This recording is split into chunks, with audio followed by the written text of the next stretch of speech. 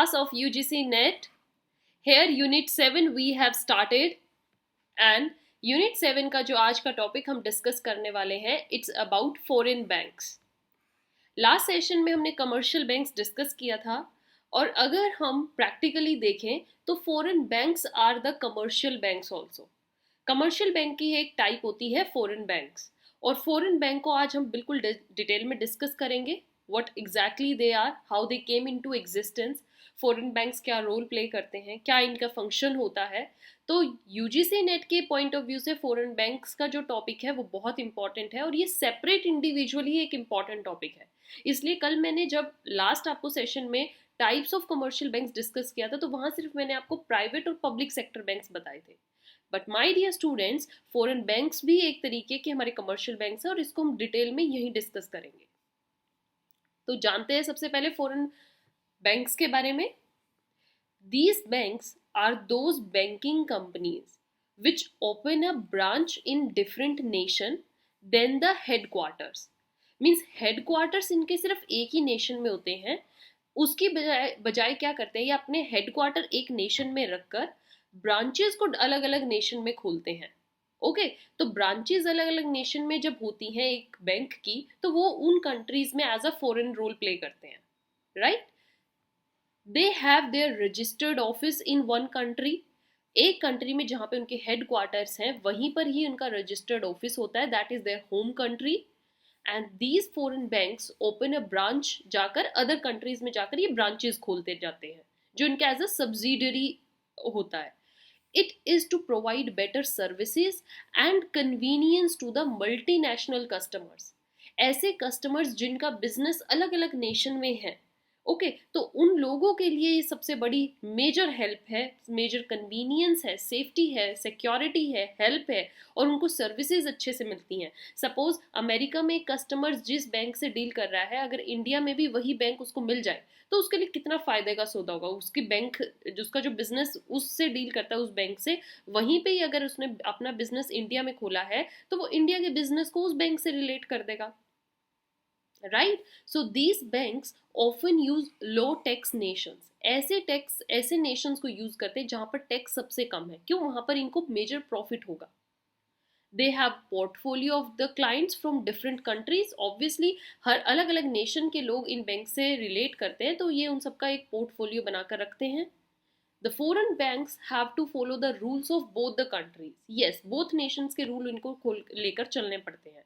जिस कंट्री से ये आए हैं जो उनकी पेरेंट कंट्री है, प्लस जिस कंट्री में जाकर इन्होंने अपना बिजनेस सेटअप किया है, जहां पर इन्होंने अपनी ब्रांच को ओपन किया है, so their home nation and the branch country also. Foreign banks facilitate international trade. International trade का सबसे बड़ा जो एक बूस्टर प्रोवाइड है वो है फॉरेन बैंक्स. फॉरेन बैंक एक बूस्ट देते हैं इंटरनेशनल ट्रेड को सहारा देना. क्यों? क्योंकि जब एक पर्सन को ये लगेगा कि यही बैंक उस नेशन में भी है, यही बैंक तीसरे नेशन में भी है, यही बैंक चौथे नेशन में भी है, तो भैया इससे मुझे फायदा है क्योंकि मेरा बिजनेस जितने नेशन में बढ़ेगा मेरे को उस बैंक से उतनी ही हेल्प मिलेगी. They also have more capital. Yes, capital भी ज्यादा होगी, जितना ज्यादा फैला हुआ बिजनेस उतनी कैपिटल ज्यादा. These banks are a subsidiary of a larger bank. जितना बड़ा बैंक होता है उसकी ये सब्सिडरी होती है. तो अब हम अगर अपना एग्जाम्पल देखिए, इंडिया में आपको कौन से बैंक देखने को मिलेंगे? Example of foreign banks are Citi Bank, Standard Chartered Bank, Royal Bank of Scotland, Bank of America. These are the various banks जो दूसरे नेशन से आए हैं और जिनकी ब्रांचेस इंडिया में खुली हुई हैं. All right, now role of foreign banks in India. India में ये क्या रोल प्ले करते हैं, इनका क्या स्टेटस है इंडिया में? सबसे पहले कैपिटल इन्फ्यूजन, कैपिटल को बढ़ावा देना. कैपिटल, जब एक बैंक अपनी ब्रांच लेकर एक नेशन में आएगा तो भैया वो कैपिटल लेकर आ रहा है आपकी कंट्री में और जो कि बहुत बड़ा फायदा, आपकी इकोनॉमी ग्रो होगी. Then global expertise and best practices.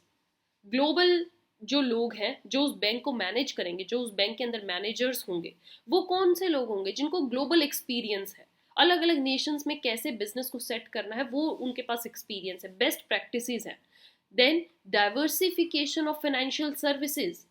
Financial services को देना, उसमें डाइवर्सिफिकेशन होगी। अगर आप एक फॉरेन बैंक में जाके देखें और जो अपने ही नेशनल बैंक है उसमें जाके देखेंगे तो आपको ज़मीन आसमान का अंतर दिखेगा।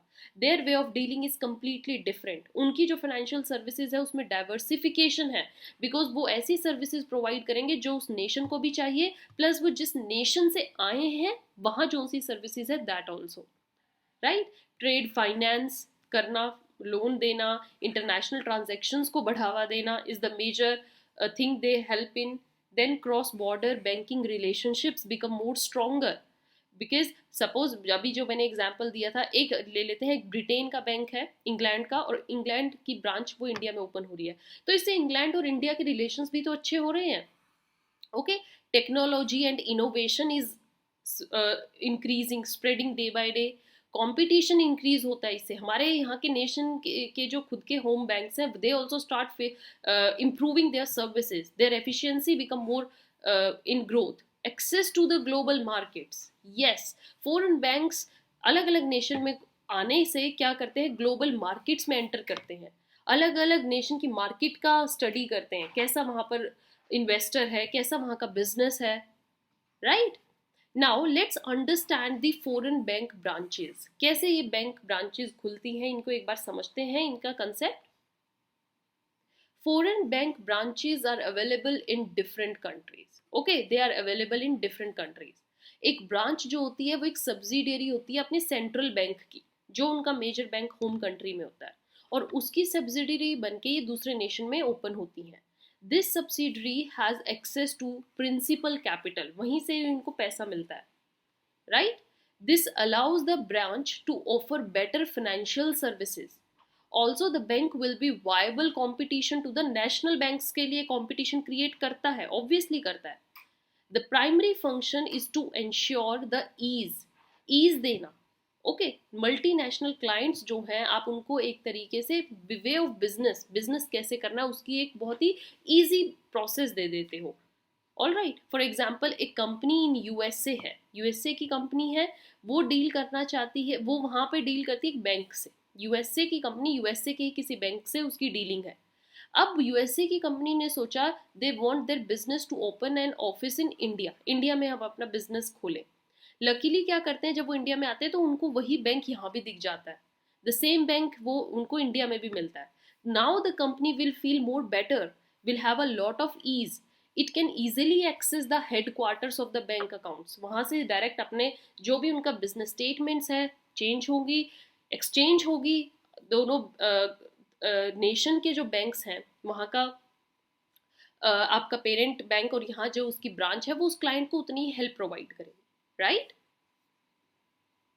देन फॉरेन बैंक्स के फंक्शन क्या होंगे, अब आपको पूरा कंसेप्ट समझ आने के बाद तो फंक्शन तो आप बहुत इजीली खुद ही बता सकते हैं कि फॉरेन बैंक्स क्या फंक्शन प्ले करते हैं। लोन्स एंड डिपॉजिट्स, ऑब्वियसली जो मल्टी क्लाइंट्स हैं उनको लोन प्रोवाइड करना, उनके डिपॉजिट्स को सेव करना, करेंसी एक्सचेंज करना is major function of foreign banks, because ये वहाँ की करेंसी को भी डील करेंगे। इंटरनेशनल क्लाइंट्स होते हैं इनके पास, फॉरेन ट्रांजैक्शंस इनके साथ होती है, एंड बैंक फैसिलिटीज जो अलग अलग तरीके से मिलती है वो तो मिलेगी ही मिलेगी, right? So with this, my dear students, the concept of foreign bank, I hope you understood what actually they are, why they exist, and why they are so necessary for both the nations, from where they are actually and where they want to set up their branch. So we'll meet you in another session with another topic. Till then, keep watching and don't forget to subscribe.